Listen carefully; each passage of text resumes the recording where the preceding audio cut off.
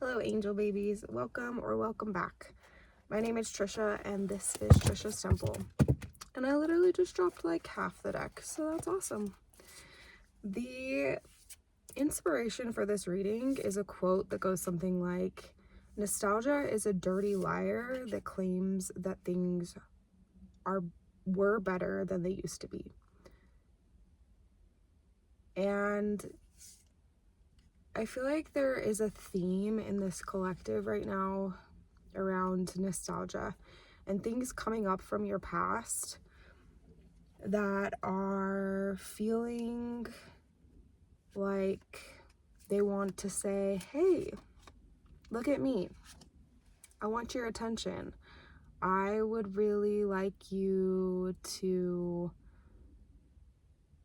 give me the love and the nurturing and the support and just hold me, maybe in a way that you weren't able to in the past.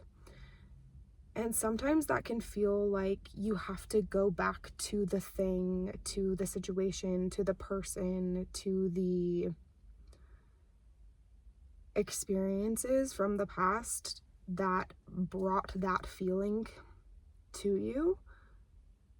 But this nostalgia that's coming up, these reminiscing moments are offering you the opportunity to just sit and hold these tender parts of you that are looking to be nurtured. So I'm going to gather these cards really quick and I'll be right back. So I think that in this reading, I would like to look at what it is that's resurfacing for you and how you can best nurture and give love and attention to this part of you. Okay, first of all, this is actually a pretty creepy card. So I got this for Christmas for my brother. It's the Horror Tarot, and not all of them are like super creepy, but some of them are. So if you have a squeamish stomach and you don't like horror stuff, maybe avert your eyes for a second. It's the Suit of Wands, it's the Page of Wands. New ideas, new energy, limitless potential, free spirit. So something that could be coming up for you right now that is a nostalgic thing from the past is maybe a time in your life when you were feeling like you had more energy, when you felt like you had more possibilities. Like, this is kind of making me think of like when you're about to like graduate from high school, or it could be like when you're leaving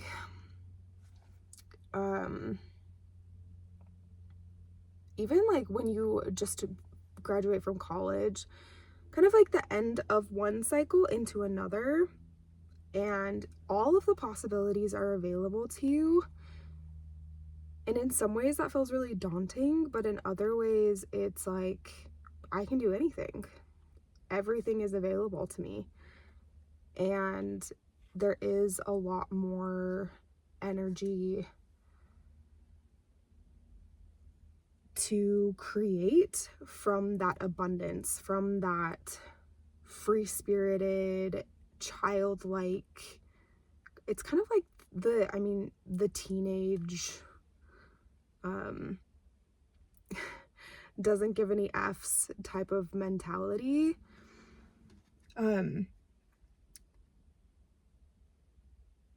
Imagining yourself just going off into the world and exploring things without really worrying too much about the consequences. So maybe there is a time in your life that is coming back up for you right now where you felt more like this, where you felt more free-spirited, whether that was in a relationship or in maybe a place that you lived. It could have been just as you were leaving school, or even like at the end of schooling. I don't know if you guys felt this way, but I feel like when you were like in 6th grade, or like in like the tail end of whatever period of schooling, it felt like we were like the king of the school and we could do no wrong. We felt like we had kind of gained the experience of being in that realm. So we were the kings of the castle. We knew what to do. So I think that what is coming up for you right now is that you're being offered the opportunity to integrate that into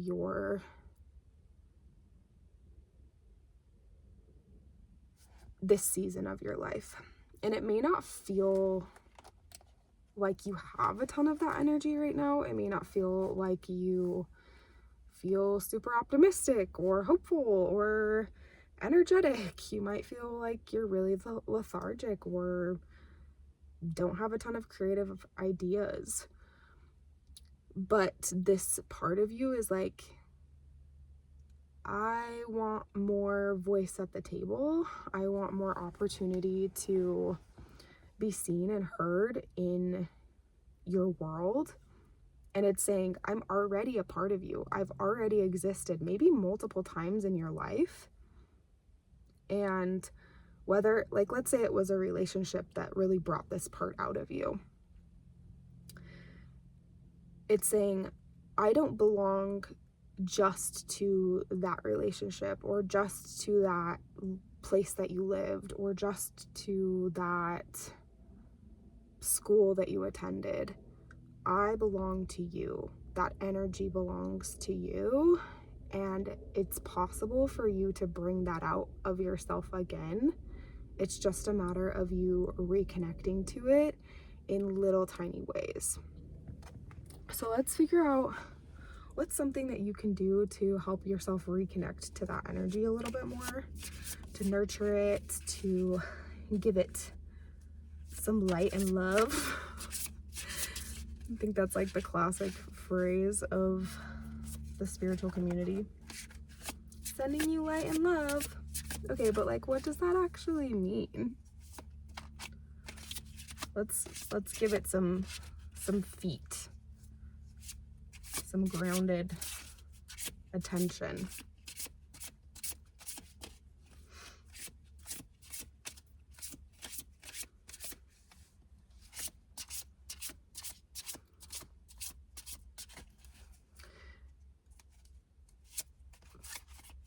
Maybe things have felt a little bit like they're stagnating or delayed.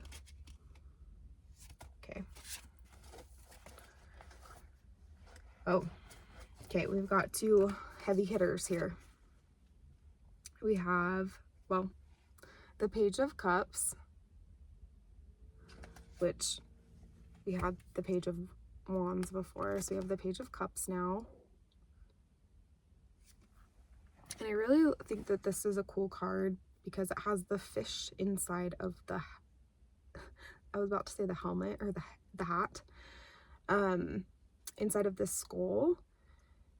And that fish can symbolize lots of like interesting dreams or intuitive hits that you're receiving.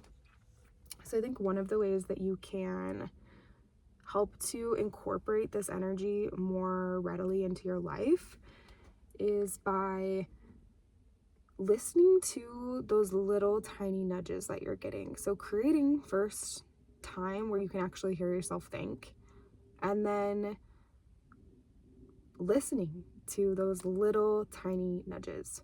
So this could be something as simple as like, okay, like when I'm going on my walk, just paying attention to the random the things that feel like randomness in your head. Like, I mean, for me today, the inspiration for this video was me walking past an old VW bug.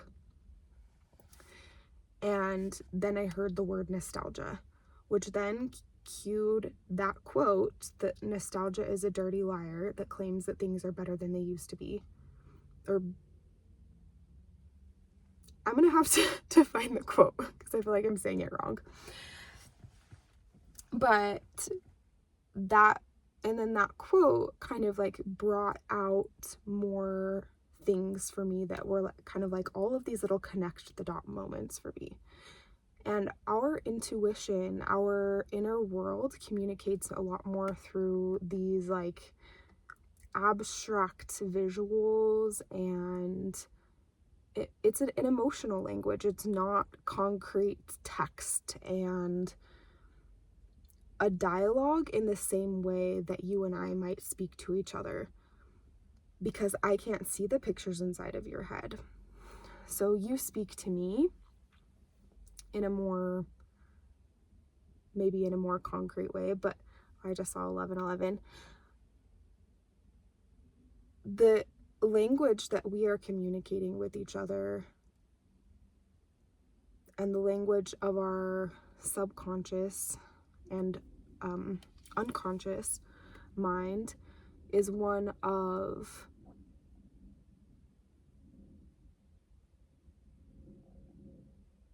now a whole bunch of things are happening all at the same time for me. It's one of pictures and emotion and poetry and art. It's one of music and body language. It's the language that we spoke before we could speak. So I think that one of the big things that you're going to be able to do to reconnect with that like fiery, passionate, free-spirited energy, to rewild yourself, is through this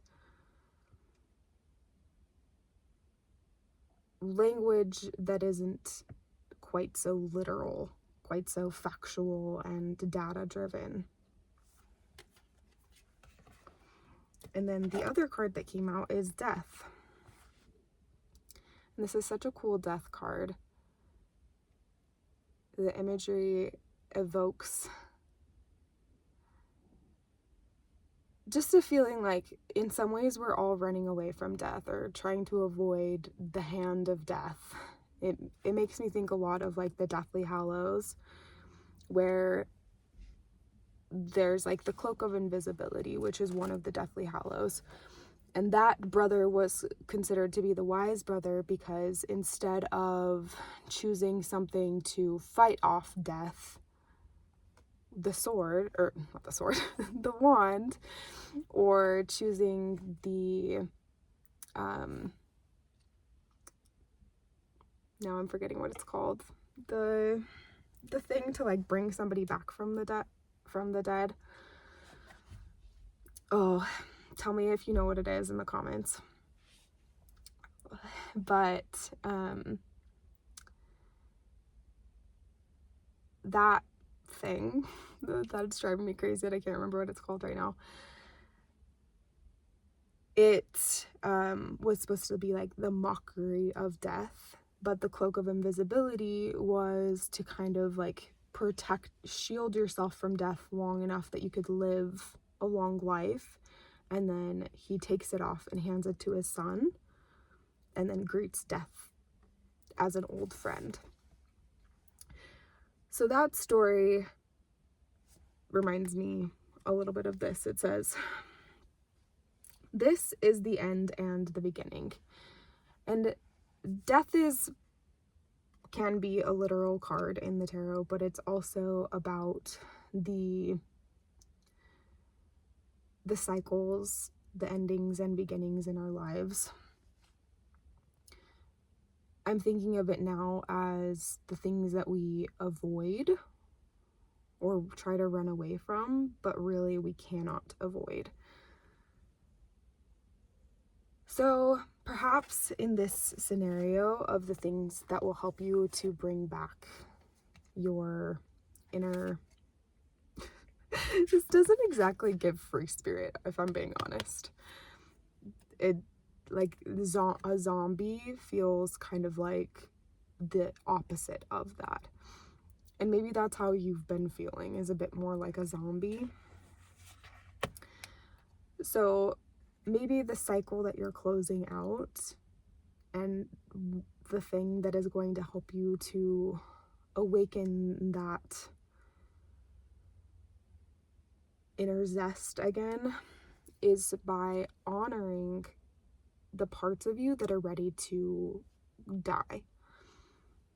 The parts of you that are ready to return back into the ether, into the universe, and to say your goodbyes, to allow them to pack up their suitcases and like give them an honorable death, so to speak. I think sometimes we try to force these parts to leave more quickly than they're ready to. This could be something like an old program, or just part of our inner psyche that has been kind of ruling the roost for a while, like a fear program, something that did keep us protected for a long time. And what you're doing is rewriting the script and giving it a new way to either exist within you or release it. And these deaths, these releases, you're no longer running away from them. You are giving them the attention that they have been craving for a while. I look kind of iridescent in this lighting. It's kind of cool. I'm distracted by it, I'll be honest. All right, we're gonna get an oracle card. This is the Solitary Witch Tarot, and I am really obsessed with this art. The artist is Lady Victoria.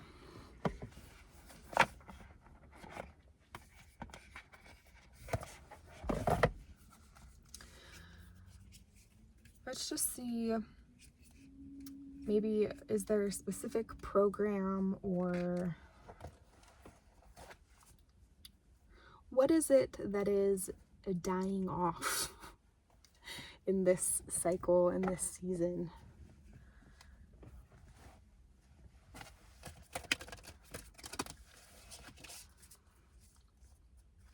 That is ready to go, so that you can fully claim that inner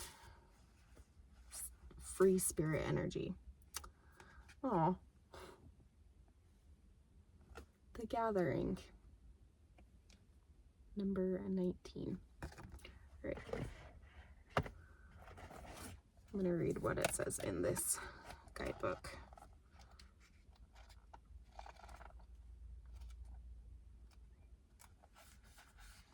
There are nights when she knows that the call of her soul sisters is strong. These times often fall on the 8 great festivals. She feels the unmistakable comfort of long friendships, the familiar feel of hand in hand, and the surge of power as their trust in each other meets once again. There are steps they have danced before, and while some of the sisters are her dear friends, some may be new, and there is joy in the meeting of them.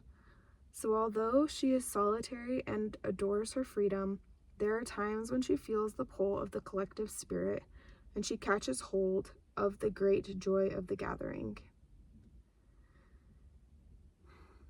After the ritual, they will feast. There will be laughter and most likely some tears, as they share mooncakes and meads steeped with honey and fine herbs. Every sense will be stimulated in the pleasure of the companionship of this magical gathering. Chills down spine, new bonds forged, old memories reawakened, precious new memories formed. She will hear the stories of their lives, their covens, their communities, their families, and she will share in their joy. She is one of them, and she knows that just as she is ever welcome, she is also free to stay within her world. Something magical happened amidst old friends each time they meet. There is a tenderness and an understanding that is a rare treasure in the world. Meaning, a time together in ritual with like-minded souls, magical groups, friends who can conjure and cast with you, circle about the cauldron and light an ancient fire within, entering the magical circle in perfect love and perfect trust. So, what I think you're releasing is a belief, a fear, a deeply seated attachment to people, places, systems that told you that this wasn't possible for you, that for some reason you couldn't have a community of people who saw you and could hold you in your entirety. That this season of your life, you are releasing the remnants of those stories that said you're too much, that said, well, I have to be to this level before I'm lovable, before I'm acceptable, before I'm able to be seen and heard and held by myself and by the people in my community. And it's allowing you to be held.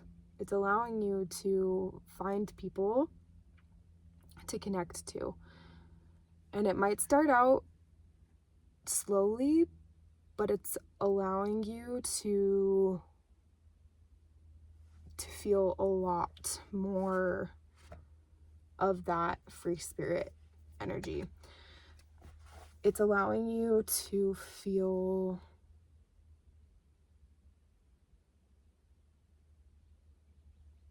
a sisterhood, or however you identify hood, with the people around you that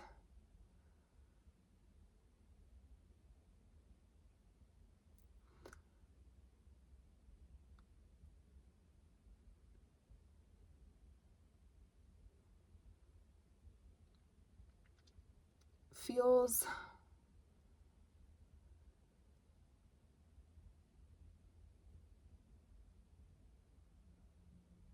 more deeply rooted in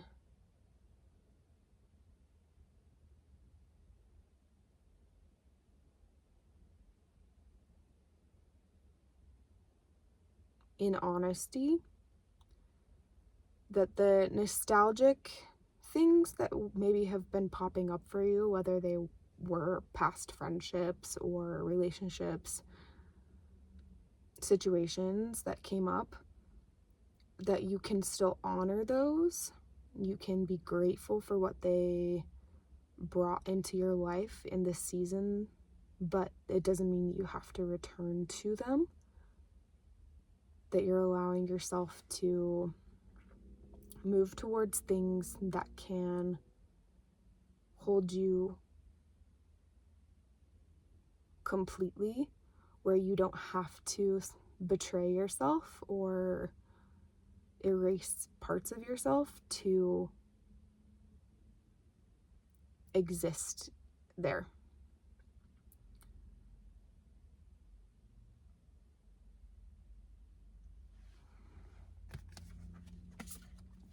Thank you so much for being here. If this has resonated with you and you would like to dive more deeply on a personal level, you can check out the links below. I offer a few personal readings each week, so you can check those out. And I will see you in the next one. Love you. Bye.